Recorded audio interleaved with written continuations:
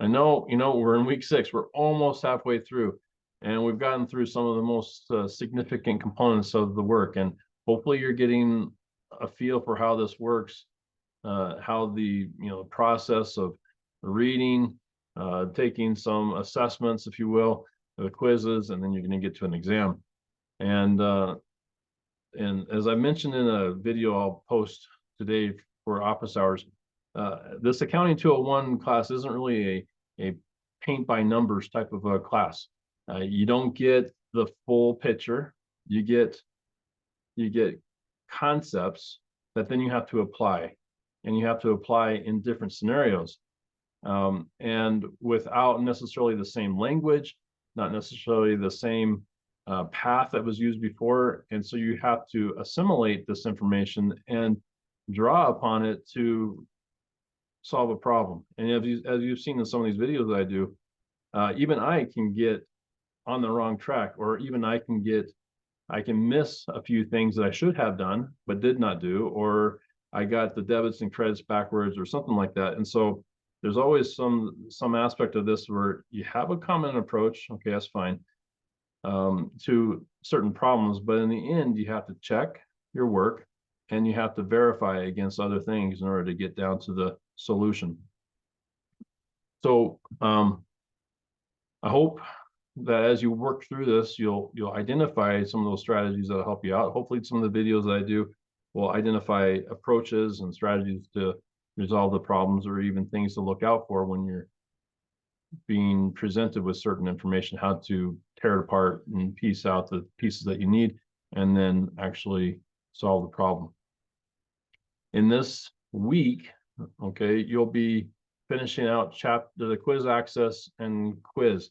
Now, I did just finish an office hours this morning where I walked through a complete, I think it was problem 3, chapter 3, 5A, and walk through the whole process. So I'll be posting that along with this office hours, with this video, or this preface to week 7.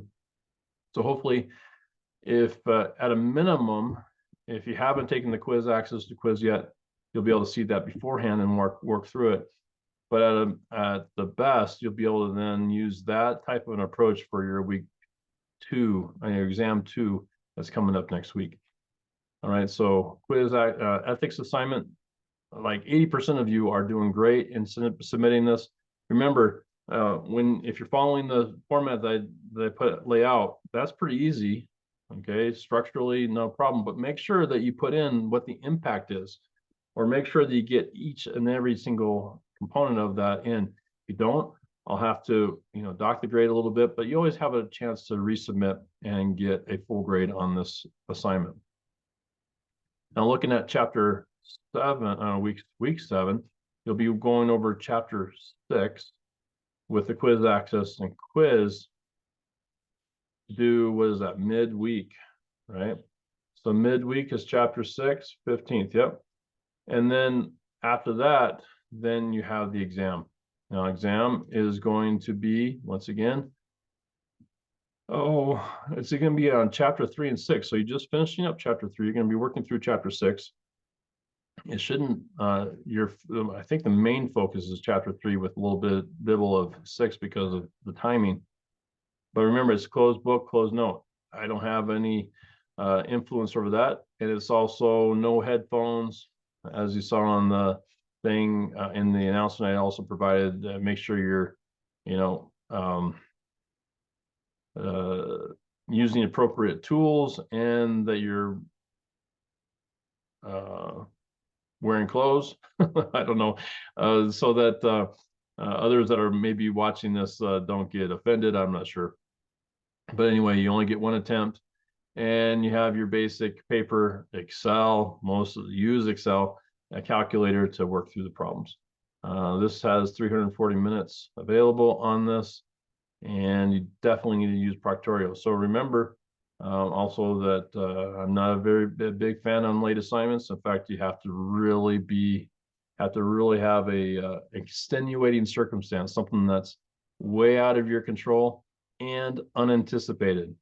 If it's anticipated, and within your control, or even not within your control, then you need to figure out a way to work around it. So if it's due on, let's see, it's due on the 18th and it's available as of Wednesday. So you should be looking at either taking the exam Wednesday, Thursday, and or Friday. Don't wait till Saturday at 10 o'clock in the evening to take the exam and then send me a message that you're unable to do that. Technology-wise, remember also Proctorio and the process for going through getting some support from Proctorio if you're having issues on that. I have found that a lot of the issues on Proctorio that you're having may be associated with a stable internet connection.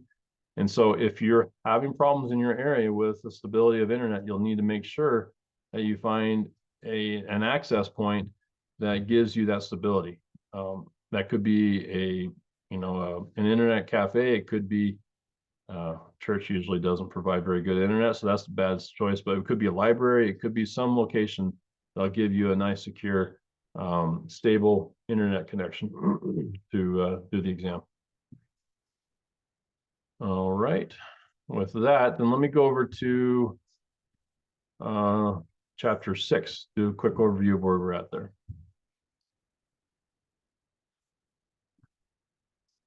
Okay. That's why this is not that bad. Okay. So chapter 6 is about really internal controls associated with cash, right? Why and how fraud happens, how do you control cash, and some of the mechanisms to manage that, mainly related to petty cash, which is cash that is held usually within an office, a couple $100, maybe a maximum of $1,000 that they have in cash that they can use for emergency or ad hoc purposes. That is, I think, it's really just a matter of having a bunch of receipts and cash and verifying that you've had the receipts for the cash you've spent. And then your bank reconciliation, which is going to show you, or is going to walk through how transactions hit your account and whether or not let's say you've issued a check, but it hasn't cleared the account, or something's hit the account that you don't show up on the bank statement, on your account ledger.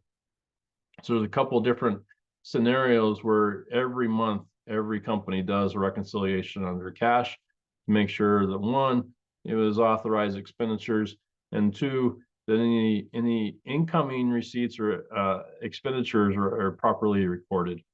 So on the books. So that's gonna, this one specifically, the bank reconciliation is a bit of a process that you have to kind of step through and make sure you understand, right? If you're an old geezer like me, bank reconciliations were just part of personal life back in the day. You'd have your checkbook and you'd have your bank statement and you reconcile them to see if you missed anything so that you wouldn't write a check that would bounce. These days you have pretty easy access to your phone, which has access to your current bank balance. So you kind of get a sense where you're at, and transactions happen pretty quickly, right? So you swipe your debit card and you can see it on your account pretty quick. Or most people don't have checks these days, or if they do, it's pretty rare.